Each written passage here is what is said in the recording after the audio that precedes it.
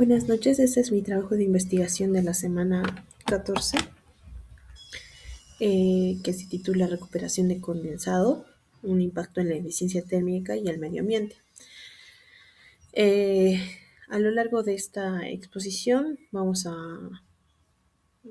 a mostrarles con un caso práctico un modelo en IES, porque algo tan simple como recuperar agua caliente puede generar ahorros importantes en cualquier planta industrial que use vapor. Bueno, esta exposición está organizada en 6 partes. Primero el contexto y los objetivos del estudio, luego el marco teórico sobre el ciclo del vapor y por qué el condensado es tan valioso. Después la metodología que aplicamos en IES, los resultados numéricos que obtuvimos, el análisis de estos resultados y finalmente las conclusiones y recomendaciones para la industria. Para entender el problema, pensemos en cualquier planta que use vapor para sus procesos. Una fábrica textil, una planta láctea, una refinería. En todas ellas, el vapor viaja desde la caldera hasta los equipos de proceso y ahí cede su energía. Lo que queda después de ese intercambio es condensado, eh, que sería agua que es todavía caliente, a veces por encima de los 80 grados Celsius. El problema es que muchas plantas simplemente descartan esa agua caliente por el desagüe y la reemplazan con agua fría de reposición. Esto significa perder agua, perder energía térmica, que ya costó dinero generar, y además gastar más en tratamiento químico para el agua nueva. Frente a este problema, presentamos 3 objetivos concretos. Primero, cuantificar cuánto combustible se ahorra al recuperar el condensado caliente en vez de usar agua fría. Segundo, modelar un IES, el balance de cifras económicas y ambientales que cualquier gerente de planta puede entender.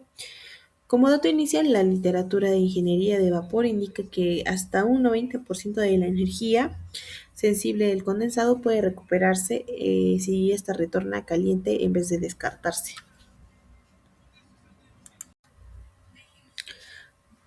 Para justificar nuestro análisis es importante entender el ciclo completo del vapor en una planta industrial. Todo empieza en una caldera, donde se genera vapor a alta presión usando combustible. Ese vapor se distribuye por tuberías hacia los distintos equipos de proceso, intercambiadores de calor, autoclaves, secadores, lo que corresponde según la industria. Ahí el vapor cede su calor latente de condensación o al fluido que se está calentando. Una vez que entrega esa energía, el vapor se convierte en condensado, es decir, agua líquida saturada, que todavía conserva la temperatura elevada.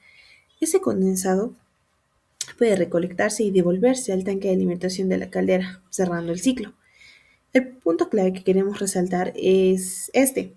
La energía que tiene ese condensado ya fue pagada, ya generó un gasto y porque se gastó combustible para generarla en la caldera. Entonces, si ese condensado se descarta en vez de aprovecharse, básicamente estamos tirando dinero por el desagüe. La recuperación de condensado tiene impacto en 3 frentes distintos y por eso decidimos estudiarlo a fondo. El primero es la energía sensible. Cada kilogramo de condensado que se descarta o obliga a la caldera a recalentar agua fría de reposición desde cero, lo cual consume más combustible. El segundo es el ambiental. Menos retorno de condensado significa quemar menos combustible para comenzar esa pérdida, y eso se traduce directamente en mayores emisiones de dióxido de carbono por kilogramo de vapor reducido. Y el tercer frente que muchas veces se olvida es el tratamiento de dosificación química antes de entrar a la caldera, procesos que cuestan mucho dinero e insumos y que se reducen considerablemente cuando se recupera este condensado en vez de usar agua nueva.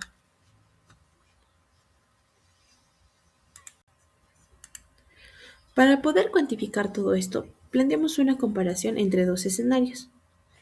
En el escenario A, la planta usa 100% de agua de reposición fría, ingresando 20 grados Celsius, sin ningún retorno de condensado. En el escenario B, en cambio, este condensado se recupera y retorna caliente a 80 grados Celsius, mezclándose con el agua de reposición antes de entrar a la caldera. La pregunta que buscamos resolver con nuestro modelo en IIS fue algo muy concreto. ¿Cuánta energía térmica nos ahorramos exactamente al pasar al escenario A, el más común y menos eficiente, al escenario B, que es la buena práctica de ingeniería? Para resolver este problema, aplicamos un balance de energía clásico en el tanque de alimentación. Como se muestra en la ecuación, que es la central, es Q es igual al flujo másico de agua multiplicado por la diferencia entre la entalpía que debe alcanzar en la caldera y la entalpía con la que ingresa el agua de alimentación.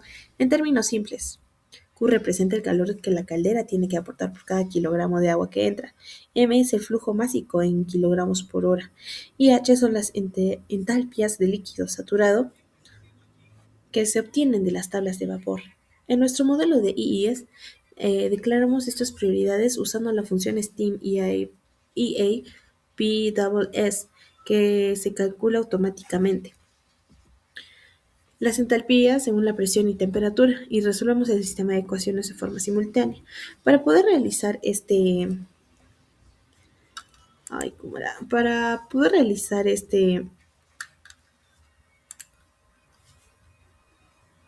como les decía, para poder realizar este cálculo, trabajamos bajo varios supuestos razonables, porque la caldera opera a 10 bar de presión, lo que corresponde a una temperatura de saturación de aproximadamente 183 grados Celsius.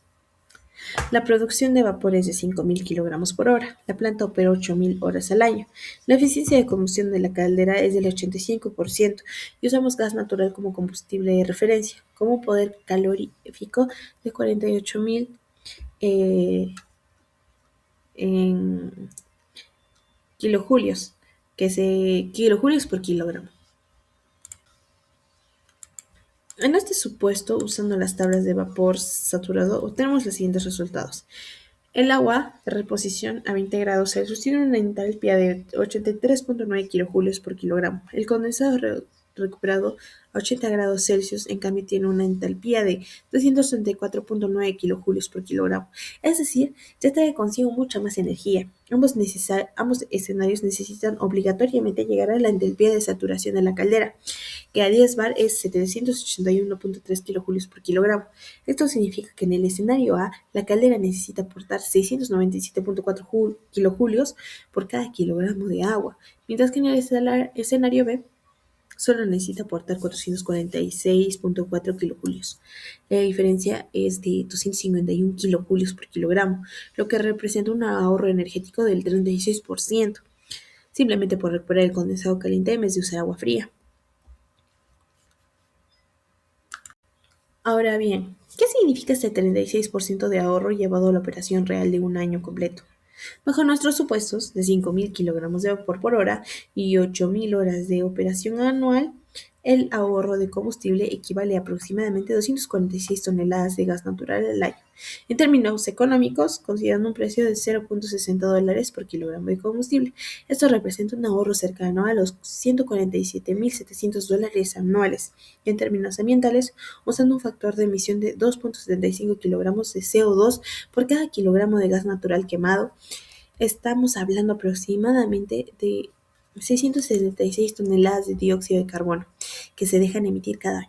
Son tres beneficios que ocurren de manera simultánea por una sola medida de ingeniería.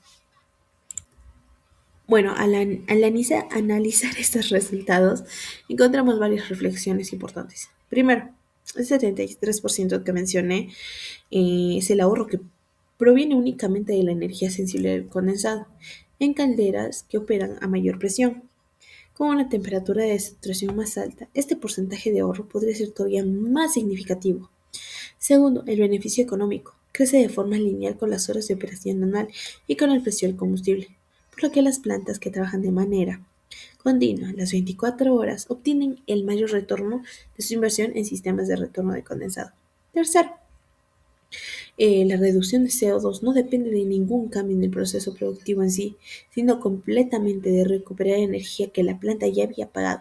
Por eso decimos que es una medida de eficiencia de bajo costo de implementación y alto impacto.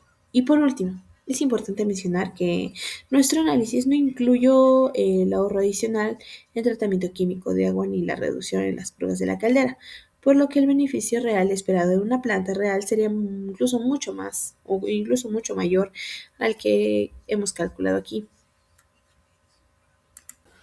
En conclusión, retornar el condensado a 80 grados en vez de reponer agua a 20 grados reduce aproximadamente 36% la energía sensible requerida por cada kilómetro de vapor, generando beneficios simultáneos, como serían el consumo de combustible, costos operativos y huella de carbono.